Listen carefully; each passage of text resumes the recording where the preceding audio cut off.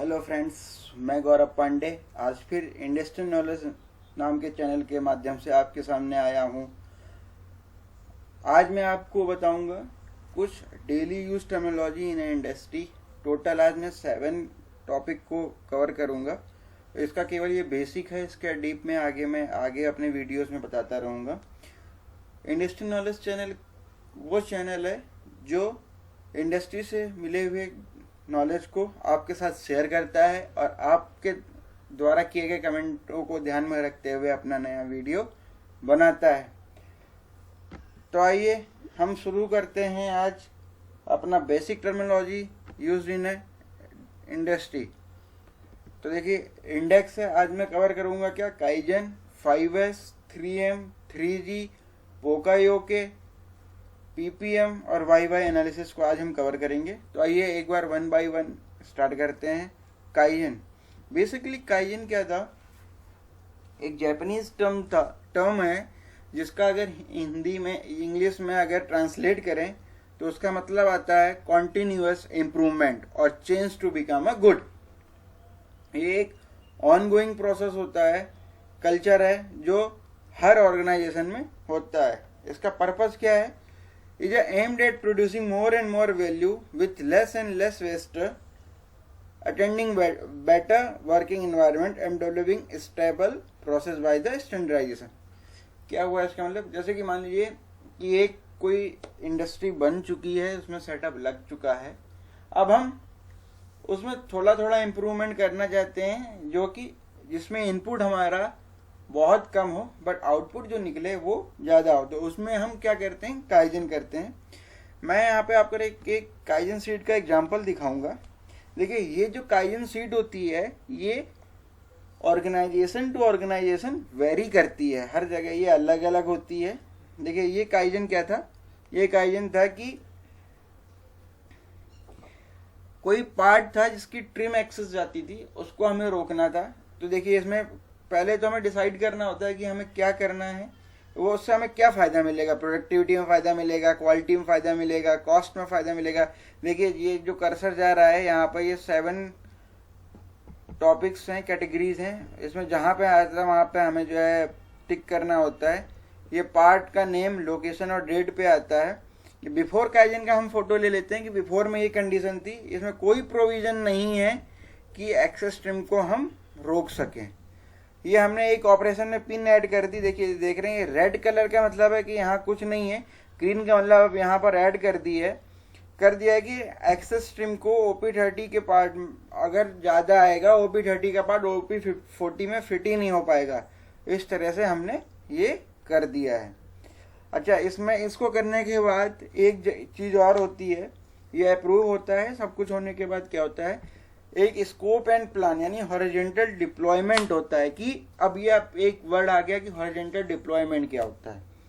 तो horizontal deployment वो चीज होती है जो हमने जैसे एक पे कर दी और बाकियों पे भी वहां पे स्कोप है उस चीज सेम लागू करने का, तो हम उसको वहां लागू कर सकते हैं। ये होता है हॉरिजॉन्टल डिप्लॉयमेंट।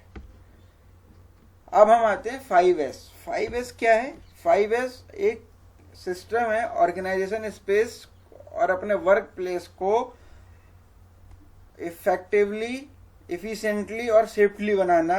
ये फोकस क्या करता है कि जो भी चीज़ है वो सारी चीज़ अपनी प्लेस पर रखी हो। तो इस 5S का मतलब है, 5 का हो गया न्यूमेरिक 5S, ये भी एक जापानीज कल्चर है। सेरी, सीतोन, सीसो, शिशिस्कू और सीतिसुस्कू। सेरी का मतलब होता है सॉर्ट आउट, सीतोन का मतलब होता है सिस्टमेटिक, सीसू का मतलब होता है क्लीनिंग, शिशु का मतलब होता है स्टैंडर्डाइजेशन और शिशु का मतलब होता है सस्टेन। तो आइए अब एक एक 1 करके समझते हैं बहुत शॉर्ट में। मैं आगे के टॉपिक्स में इनके जैसे पहले ही बताया है कि इन सबको कवर करूंगा। तो सेरी का मतलब होता है कि हम अपने वर्क प्लेस से वो चीज़ें छाट लें जो हमें ज़रूरत है। सिस्टमेटिक, फिर हम उसको सिस्टमेटिक रख दें। क्लीनिंग, हम अपना वर्क प्लेस को साफ रखें। स्टैंडर्डाइजेशन, जो हमने किया उसका हम स्टैंडर्डाइजेशन बना लें।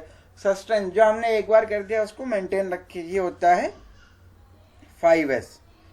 देखिए, sort out, systematic, the cleaning, cleaning, standardization और सस्टेन।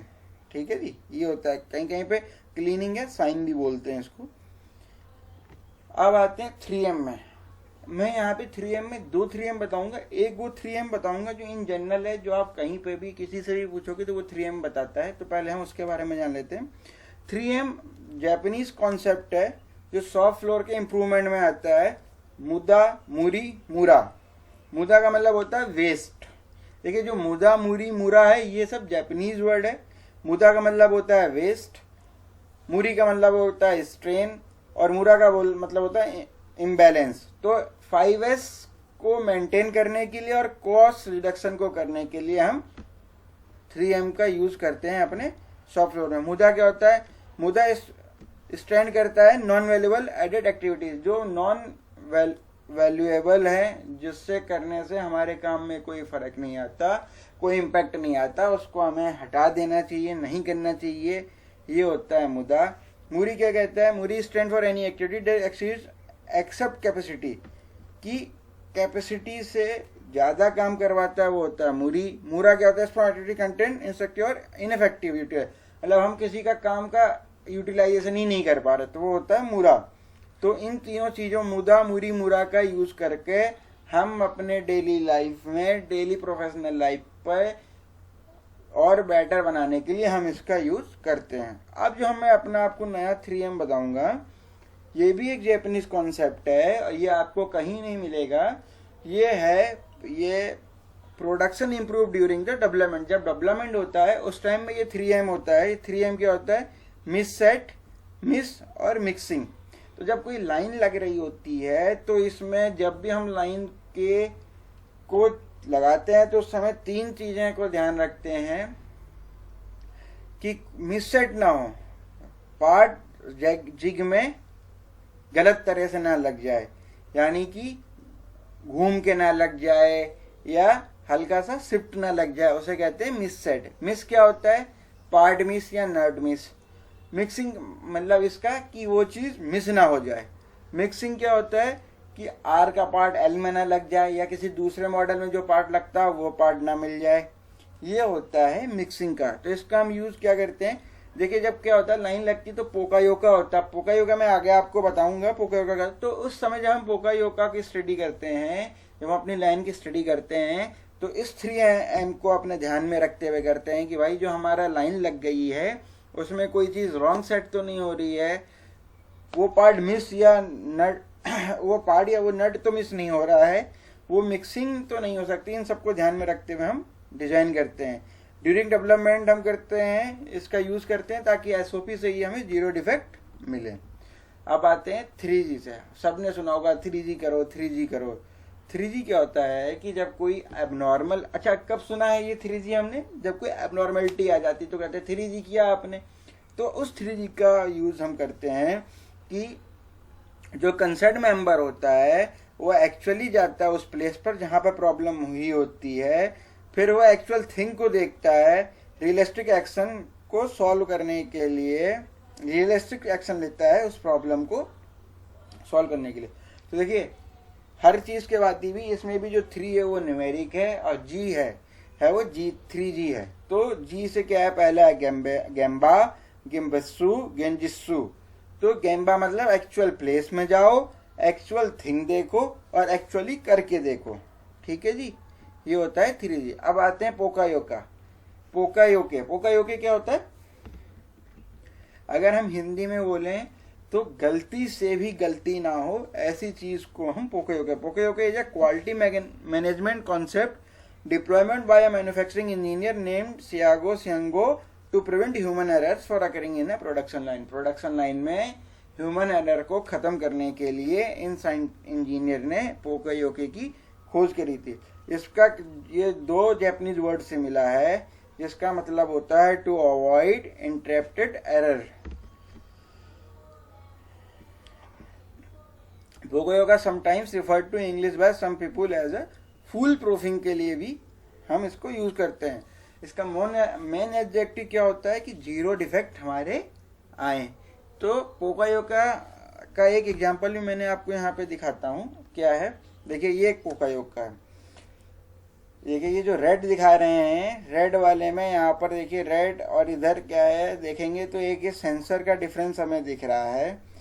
पीवाई नहीं था कि कोई गलत पार्ट ना लग जाए या गलत तरीके से पार्ट ना लग जाए, तो हमने यहाँ पे रख दिया कि आर एच एल एस दोनों तरफ एक लगा दिया कि डिफरेंस आर एच और एल एच के बीच में डिफ्रेंशिएट कर पाए, आर एच का पार्ट एल एच में, एल एच का पार्ट आर एच में ना लग पाए। यानी देखो देखिए ये होता है ह्यूमन एरर, कोई भी पार्ट उठा के कहीं इधर उधर लगा सकता है, तो उसको हटाने के लिए हमने ये पोकायोका लगा दिया है। तो पोकायोका का मतलब क्या हो गया, पोकायोके गलती से भी गलती ना हो। अब पोकायोके और काइजन में एक आपको मैं रिलेशन बताता हूं। पोकायोके को यूज करके ही काइजन हम कर सकते हैं। अब ये पोकायोके कैसे हो सकते हैं, ये पोकायोके सिस्टम पोकायोके हो सकते हैं, ये लाइन पोकायोके हो सकते, लाइन पे लगा सकते हैं मैन्युफैक्चरिंग में भी, वहां पे भी हम कितने तरह के लगा सकते हैं, मैकेनिकल लगा सकते हैं, न्यूमेटिक लगा सकते हैं, इलेक्ट्रिकल। देखिए ये सेंसर वाला हो जाता है इलेक्ट्रिकल, सिस्टम वाला क्या हो गया, हमने लगा दी कोई चेक सीट, वो हो गया सिस्टम। और एक मैंने बोला था न्यूमेटिक, जो कि न्यूमेटिक की तरह पिन आए उस तरह के, और एक हो गया कि मैकेनिकल जिसमें कि पिन लगी रहे हमेशा, पार्ट को हमें ऊपर से ही डालना पड़े। ये तीन तरह के पोकायोके होते हैं। अब आते हैं पीपीएम क्या होता है। तो पीपीएम का फुल फॉर्म होता है पार्ट्स पर मिलियन, और इसको ऐसे भी कह सकते हैं मिलीग्राम पर लीटर, क्योंकि मिलीग्राम पर लीटर 1/1000। ठीक है जी। ये मेजरमेंट का कॉन्सेप्ट कहाँ से आया, मास ऑफ केमिकल और content per unit volume of the water, यहाँ से निकल कर आया। तो जैसे पीपीएम का फॉर्मूला क्या होता है, total defect upon total part produce into 1 million. तो देखिए क्या होता है कि हमने ये कहाँ पे यूज होता है, जब हम डिफेक्टिव पार्ट की कैलकुलेट करते हैं। अगर मेरे पूरे हफ्ते, ये देखिए आप मैटर करता है कि हमें कब मेजर करना है, क्यों करते हैं ये भी होता है। जैसे मान लीजिए मेरा कोई पार्ट, एक हम कभी पूरे प्लांट के पार्टों की डिफेक्ट का कंपैरिजन कर रहे हैं, तो कोई हो सकता है किसी का प्रोडक्शन कम हुआ होगा, किसी का ज़्यादा हुआ होगा। अब उसको सेम प्लेटफॉर्म में लाने के लिए हम पीपीएम का यूज़ करते हैं कि भाई जितने भी डिफेक्ट है अपॉन टोटल जितने पार्ट प्रोड्यूस करे मल्टीप्लाई बाय 1 मिलियन से कर देते हैं। जैसे मान लीजिए अगर मैंने 1500 पार्ट बनाए और उसमें 5 पार्ट के डिफेक्टिव बने, तो 5/5000 इंटू 1 मिलियन, इस तरह से हम पार्ट्स पर मिलियन को काउंट करते हैं। इसका यूज हम पार्ट के डिफेक्ट के नंबर को निकालने के लिए करते हैं। और ऐसा क्यों करते हैं, ताकि हम एक प्लेटफॉर्म में आ पाए हर पार्ट्स के लिए। हो सकता है कभी कभी क्या होता है कि प्रोडक्शन, जैसे मैंने बताया, प्रोडक्शन किसी का कम किसी का ज्यादा हो, वहां पर हम इसका यूज करते हैं। मैक्सिमम यूज हम पीपीएम का ही करते हैं डिफेक्टिव पार्ट को निकालने के लिए। अब आते हैं हम वाई वाई एनालिसिस क्या होता है। मेनली वाई वाई एनालिसिस को 5Y भी कहते हैं। Is a popular technique to identify the root cause. Root cause को निकालने के लिए एक मेनली टेक्निक है, जो हम हर चीज के लिए वाई का क्वेश्चन करके उसका आंसर जाने, फिर उसको वाई पर ले जाके 5वें पे खत्म करते हैं। और ऐसा माना जाता है कि 5वें पे जब हम खत्म करते हैं, जो 5वां वाई निकलता है वही प्रॉब्लम का एक्चुअल रूट कॉज होता है। ये बहुत ही इफेक्टिव टूल होता है, बहुत ही सिंपल है। प्राइमरी गोल इसका क्या होता है कि जो प्रॉब्लम आ रही है वहां उसका रूट कॉज निकालना। ठीक है जी। एक मैं एग्जांपल दिखाता हूं। इसका यूज हम 5W1H में भी करते हैं। 5W1H का भी एक मैं वीडियो लेके आऊंगा जिसमें आपको बताऊंगा 5W1H क्या होती है और उसको कैसे फिल करते हैं। देखिए वो 5W जो 1H होती है वो हर कंपनी की अलग अलग होती है, तो जब मैं वीडियो लाऊंगा तो उसके बारे में डिटेल में बात करेंगे। अभी वाई का एक एग्जांपल ले लेते हैं। जैसे कि कोई 2 स्लॉट और 3 होल मिस हो गया था, ये हमारी प्रॉब्लम है। और ये वाई एनालिसिस हम करते हैं हर स्टेज पे। अकरेंस पार्ट बना कैसे, आउटफ्लो माने आउटफ्लो कैसे हो गया। तो देखो जी, ये जैसे प्रेस का पार्ट है, ठीक है। तो इसमें आउटफ्लो क्या होगा, आउटफ्लो के लिए एक प्रेस पीडीआई, दूसरा असेंबली पीडीआई, 2 पीडीआई हो जाएंगी। तो देखिए जैसे अकरेंस का क्या है, final piercing operation was, final operation जो था वो मिस हो गया, पहला वाई आया। ठीक, देखिए ये प्रॉब्लम हो गई। इसका वाई क्यों हुआ? क्योंकि हमारा फाइनल पियर्सिंग ऑपरेशन मिस हो गया था। क्यों मिस हो गया था? क्योंकि work in progress part mix with the finish good, WIP part okay part के साथ मिस हो गए थे। क्यों मिस हो गए थे? क्योंकि WIP part lift from fuller by associate and drop in FG part trolley. जब वो ट्रॉली को उठा रहा था तो उस टाइम उससे गिर गया। क्यों? क्योंकि 40-50 part in progressive part fallen down होना, क्योंकि वो वाला पार्ट हमसे नीचे गिर गया। क्यों गिर गया? क्योंकि वो मिक्स हो गया। ये सारे आ गए 5Y में। ठीक है जी। अब आउटफ्लो का क्या क्यों हुआ? क्योंकि no location pin in longer, हमारे जो पिन था उस पर हमारे उससे नहीं डिटेक्ट, कोई पिन नहीं थी, लोकेटिंग पिन नहीं थी जो कि पकड़ पाता। क्यों नहीं थी? क्योंकि hole consider is a functional as है, उसको हमने कंसीडर किया था कि वो फंक्शनल होल नहीं है, केवल वेट रिडक्शन का है। ठीक है जी। तो अब आते हैं आउटफ्लो के लिए। आउटफ्लो की PDI में क्यों हुआ? क्योंकि PDI पर्सन नॉट डिटेक्टेड। क्यों नहीं कर पाया? क्योंकि PDI पर्सन को चेक नहीं था कि हर पार्ट में, उसका चेक पॉइंट नहीं है कि हर पार्ट में होल है कि नहीं। क्यों नहीं था? क्योंकि नो चेक पॉइंट था। क्यों? क्योंकि स्पेसिफाई इन नो स्पेसिफिक, जो हमारा इंस्पेक्शन स्टैंडर्ड था वो उस पर कहीं पर भी ये नहीं लिखा था। तो इसका मतलब हो गया हमारा ये जो 5Y रहता है, इसमें पहले तो प्रॉब्लम, फिर उसका Y, फिर उसका Y, फिर आगे आगे एक एक Y करके हर चीज का हमें क्यों, जैसे कि एक हमने चाय में चीनी ज्यादा डाल दी। क्यों डाल दी? हमने डाल दी क्योंकि हमारी चम्मच जो जिससे हमने मेजर किया था वो सही नहीं थी। क्यों सही नहीं थी? क्योंकि वो गलती से किसी ने दूसरी वाली चम्मच डाल दी थी। क्यों डाल दी थी? यानी कि हर चीज के क्यों में जाकर के हम अपना जो 5वां वाई निकलता है वही हमारा सबसे सूटेबल रूट कॉज होता है। कभी कभी क्या होता है कि हम एक्चुअल वाई पर नहीं कभी कभी क्या होता है कि हम 5वां वाई में, कभी 5वां वाई नहीं भर पाते हैं, दूसरे या तीसरे या चौथे पर ही हमारा आंसर हमें मिल जाता है, तो वो भी सुटेबल होता है। बट ऐसी कोशिश करी जाती है कि 5वें वाई तक हमारा वाई एनालिसिस जाए। तो ये थे हमारे आज के 7 टॉपिक्स। होप सो कि आपको ये टॉपिक्स पसंद आए होंगे। आपको आज के इस टॉपिक से, वीडियो से बहुत कुछ सीखने को मिला होगा। आप हमारे साथ बने रहिए, हम ऐसे ही अच्छे अच्छे टॉपिक्स पर वीडियो लाते रहेंगे। अगर आपको मेरा वीडियो पसंद आया है तो प्लीज़ लाइक करिए। अगर कहीं समझने में कोई दिक्कत रह गई है तो हम मुझे कमेंट के द्वारा बता सकते हैं।